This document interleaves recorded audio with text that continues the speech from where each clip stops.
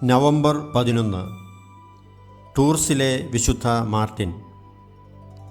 4-ാം നൂറ്റാണ്ടിൻ്റെ തുടക്കത്തിൽ ജനിച്ച് അസാധാരണ വിശുദ്ധിയോടെ ജീവിച്ച സന്യാസിയും മെത്രാനുമാണ് ടൂർസിലെ വിശുദ്ധ മാർട്ടിൻ.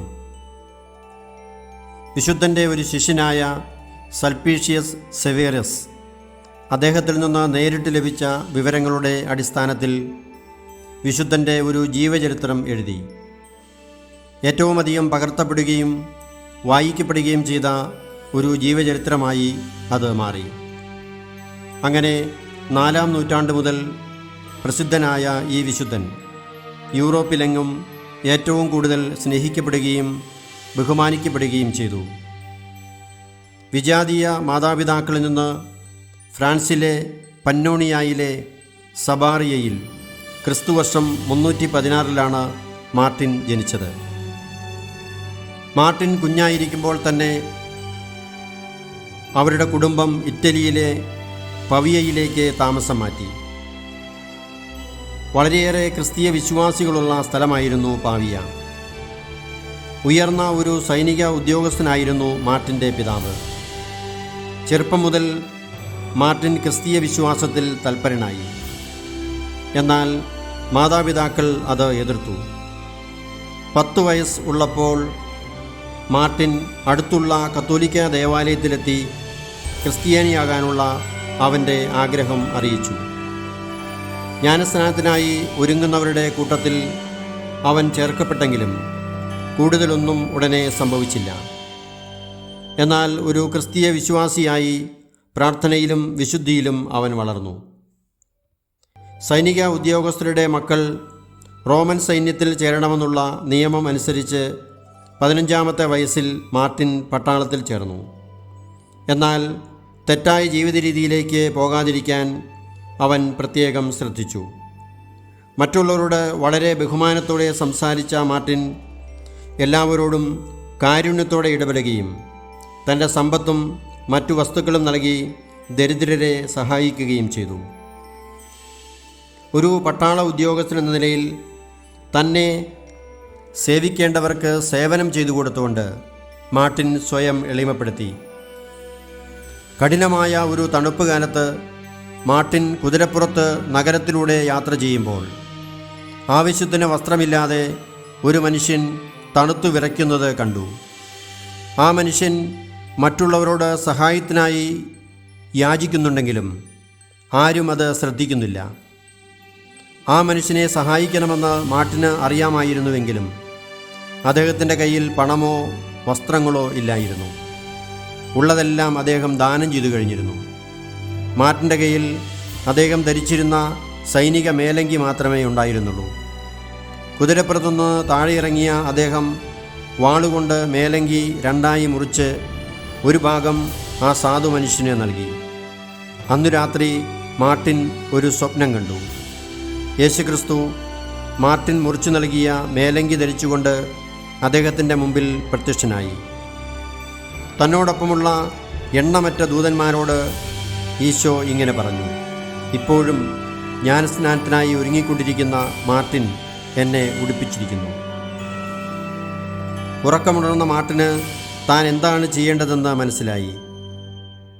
അങ്ങനെ 20-ാമത്തെ വയസ്സിൽ അദ്ദേഹം ജ്ഞാനസ്നാനം സ്വീകരിച്ചു. ഒരു സുഹൃത്തിൻ്റെ അഭ്യർത്ഥന പ്രകാരം മാർട്ടിൻ 2 വർഷം കൂടി സൈന്യത്തിൽ തുടർന്നു. ഒരിക്കൽ അടുത്ത ദിവസം നടക്കേണ്ട യുദ്ധത്തിനായി ഒരുങ്ങിക്കൊണ്ടിരുന്ന പട്ടാളക്കാർക്ക് പണം നൽകാനായി അവരുടെ സൈനിക മേധാവി എത്തി. മുമ്പോട്ട് വരുവാനായി മാർട്ടിൻ്റെ പേര് വിളിച്ചപ്പോൾ അവനിങ്ങനെ പറഞ്ഞു: ഇതുവരെ ഞാൻ അങ്ങയുടെ സൈനികനായിരുന്നു. ഇനി മുതൽ ഞാൻ ദൈവത്തെ സേവിക്കട്ടെ. ഈ പണം യുദ്ധം ചെയ്യുന്ന മറ്റാർക്കെങ്കിലും കൊടുക്കുക. ഞാൻ ക്രിസ്തുവിൻ്റെ പടയാളിയാണ്. യുദ്ധം ചെയ്യുന്നത് എന്നെ സംബന്ധിച്ച് ശരിയല്ല. യുദ്ധത്തിൽ നിന്ന് ഒഴിവാകാൻ ഭീരുത്വം കൊണ്ടാണ് ഇങ്ങനെ ചെയ്യുന്നതെന്ന് മാർട്ടിനെതിരെ ആരോപണം ഉന്നയിച്ചപ്പോൾ അദ്ദേഹം ഇങ്ങനെ പറഞ്ഞു: ഞാൻ ഇങ്ങനെ ചെയ്യുന്നത് ഭയം കൊണ്ടാണെന്ന് നിങ്ങൾ വിശ്വസിക്കുന്നതെങ്കിൽ നാളെ ഞാൻ ശത്രുക്കളുടെ മുമ്പിൽ നിരായുധനായി നിൽക്കും. ഈശോയിലുള്ള വിശ്വാസവും വിശുദ്ധ കുരിശു നൽകുന്ന സംരക്ഷണയിൽ പടച്ചട്ട ധരിക്കാതെ ഞാൻ അവരെ നേരിടും.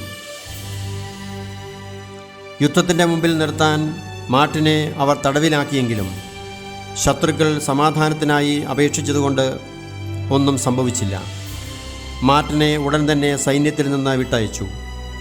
പോയിറ്റേഴ്സിലെ ബിഷപ്പായ ഹിലരിയുടെ വിശുദ്ധിയെക്കുറിച്ച് കേട്ട മാർട്ടിൻ അവിടെ എത്തി അദ്ദേഹത്തിൻ്റെ ശിഷ്യത്വം സ്വീകരിച്ചു. ബിഷപ്പ് ഹിലരി മാർട്ടിനെ ഡീക്കനാക്കുകയും ഭൂതോച്ഛാടനത്തിനുള്ള അഭിഷേകം നൽകുകയും ചെയ്തു. ആര്യൻ പാഷാണ്ഡതയ്ക്കെതിരെ പോരാടിയതിൻ്റെ പേരിൽ ബിഷപ്പ് ഹിലരി നാടുകടത്തപ്പെട്ടപ്പോൾ സ്വപ്നത്തിൽ ലഭിച്ച നിർദ്ദേശമനുസരിച്ച് മാതാപിതാക്കളെ മാനസാന്തരപ്പെടുത്താൻ മാർട്ടിൻ സ്വന്തം നാട്ടിലേക്ക് യാത്രയായി. വഴിക്ക് വെച്ച് കൊള്ളക്കാർ അദ്ദേഹത്തെ പിടികൂടി. കൊള്ളക്കാരിൽ ഒരാളോട് മാർട്ടിൻ സുവിശേഷം പറയുകയും അയാൾ മാനസാന്തരപ്പെടുകയും ചെയ്തു. അവിടെ നിന്ന് മോചനം ലഭിച്ച മാർട്ടിൻ വീട്ടിലെത്തി മാതാപിതാക്കളോട് സുവിശേഷം പറഞ്ഞു. അമ്മ മാത്രമേ മാനസാന്തരപ്പെട്ടുള്ളൂ. തുടർന്ന് അദ്ദേഹം സ്വന്തം നാട്ടിലുള്ള അനേകരെ മാനസാന്തരപ്പെടുത്തി.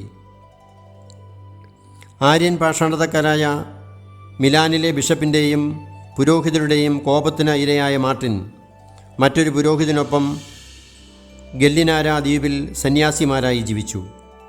പോയിറ്റേഴ്സിലെ ബിഷപ്പായ വിശുദ്ധ ഹിലരി തിരിച്ചെത്തി എന്നറിഞ്ഞ മാർട്ടിൻ അവിടെ അടുത്തുള്ള ഒരു സ്ഥലത്തേക്ക് ആശ്രമം മാറ്റി. തുടർന്ന് അദ്ദേഹം സുവിശേഷം പ്രസംഗിച്ചുകൊണ്ടും അത്ഭുതങ്ങൾ പ്രവർത്തിച്ചുകൊണ്ടും ആ പ്രദേശം മുഴുവൻ സഞ്ചരിക്കാൻ തുടങ്ങി. ജ്ഞാനസ്നാനത്തിനായി ഒരുങ്ങിക്കൊണ്ടിരുന്ന ഒരാളെ അദ്ദേഹം മരണത്തിൽ നിന്ന് ഉയർപ്പിച്ചു.